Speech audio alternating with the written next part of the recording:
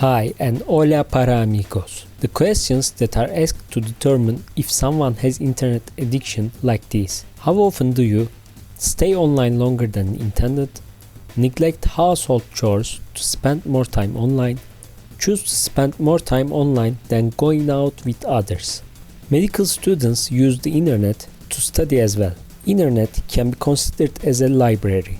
Let's say the internet completely disappeared and medical students have to go library for their academic work. In this situation, could we change the previous questions as follow? Stay in the library longer than intended, neglect household chores to spend more time in the library, choose to spend more time in the library than going out with others. Would we call the students who say often to these questions library addicts? So, we understand that we should distinguish the online time of the students whether they spend it for studying or for something else. This differentiation is necessary to decide whether they are internet addicts. 4 researchers carried out a systematic review to determine if the body of research about internet addiction of medical students distinguished work-related activity from internet usage. The results are interesting because it reveals the researchers' bias. These pretty flamingos are ready to present the results, but first,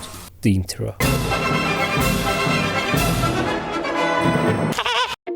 Internet addiction among medical students. It is a widely studied topic by researchers from various countries. They use internet addiction scales. There are many of the scales. The questions in these scales are similar to the examples that I gave at the beginning of the video. The students answer these questions using the options such as occasionally, often, always, etc. The researchers in the systematic review of these studies on internet addiction among medical students screened more than 5,000 records from various databases. Then, they finally extracted 98 studies for the full review. 56% of the studies acknowledged that the internet is useful for academic work. They acknowledge it mostly in the introduction section. However, they have not discussed it in the discussion section as if it is irrelevant to their work. Even 40% of all of the studies found that the students use the internet for academic purposes,